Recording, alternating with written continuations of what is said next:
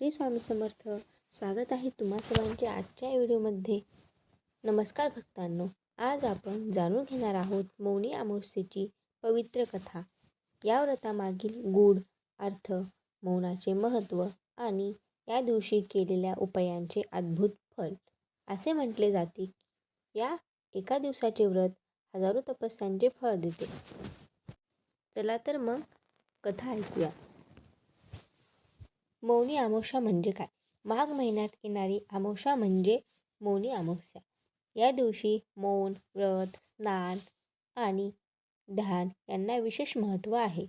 मौन म्हणजे फक्त न बोलणे नव्हे, तर मन, विचार आणि वाणी यावर संयम ठेवणे. तर आता आपण एक पौराणिक कथा ऐकणार आहोत, जी की मौनी अमावस्येबद्दल आहे. तर खूप प्राचीन काळी एका राज्यात धर्मशील पण अहंकारी राजा राज्य करत होता. राजाला संपत्ती, सत्ता होती, पण मनाला शांती नव्हती. एका दिवशी राजा महर्षींकडे गेला आणि म्हणाला, माझ्या जीवनातील दुःख कसे दूर होईल? महर्षींनी उत्तर दिले, राजा, तू खूप बोलतोस, पण स्वतःशी कधीच बोलत नाहीस. मौनी अमावस्येचे व्रत कर. राजाला आश्चर्य वाटले. मौन व्रताने दुःख कसे जाईल? तरीही राजाने महर्षींचे ऐकले व त्याने ते व्रत केले. मौनी अमावस्येच्या दिवशी राजाने पहाटे उठून नदीत स्नान केले. स्नान करताना त्याने मनात प्रार्थना केली, हे प्रभू, माझा अहंकार, क्रोध आणि मोह धुवून टाक. संपूर्ण दिवस राजाने एक शब्दही उच्चारला नाही.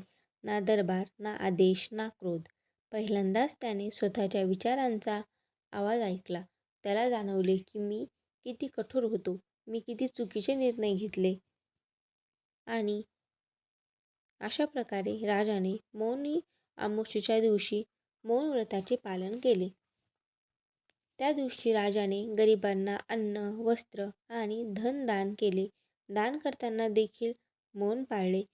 आश्चर्य म्हणजे राजाच्या मनात अपूर्व शांती निर्माण झाली. आणि रात्री राजाला स्वप्नात भगवान विष्णू दर्शन देतात आणि म्हणतात, राजा, तू आज मौन पाळलेस म्हणून तुझे मन शुद्ध झाले. मौनातूनच आत्मज्ञान मिळते. त्या दिवसापासून राजा पूर्णपणे बदलला. तो न्यायी, दयाळू आणि धर्मनिष्ठ झाला. या कथेतून आपण काय शिकतो? तर जास्त बोलण्यापेक्षा मौन अधिक प्रभावी असते. मौनाने मनातील विकार नष्ट होतात. मौनी अमावस्येचे व्रत केल्याने पापांचा नाश होतो, मानसिक शांती मिळते, पूर्वजांचे आशीर्वाद मिळतात.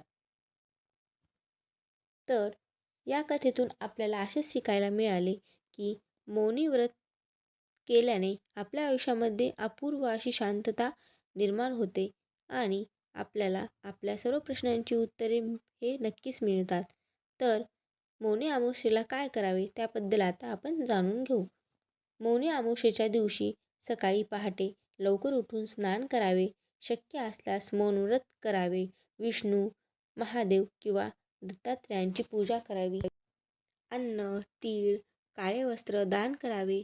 ओम नमो नारायणाय या मंत्राचा जाप करावा. त्याचबरोबर मौनी अमावस्येच्या दिवशी सकाळी लवकर उठून सूर्यदेवाला अर्घ्य द्यावे. व यावर्षी मौनी अमावस्या ही पौष रविवारी आलेली असल्यामुळे आपल्याला या दिवशी सूर्यनारायणाची पूजा करायची आहे. ज्या प्रकारे आपण 4ही रविवार सूर्यनारायणाची पूजा केली, उपवास धरला, व्रत केले, त्याचप्रकारे आपल्याला 18 जानेवारी रविवार रोजी म्हणजेच आज देखील आपल्याला सूर्यनारायणाची पूजा ही करायची आहे व उपवास हा करायचा आहे. या दिवशी आपण आपल्या पितरांना प्रसन्न करण्यासाठी काळ्या तिळाचे दान करायला हवे. त्याचबरोबर पिंपळाच्या झाडाखाली किंवा वडाच्या झाडाखाली एक शुद्ध तुपाचा दीप प्रज्वलित करायचा आहे.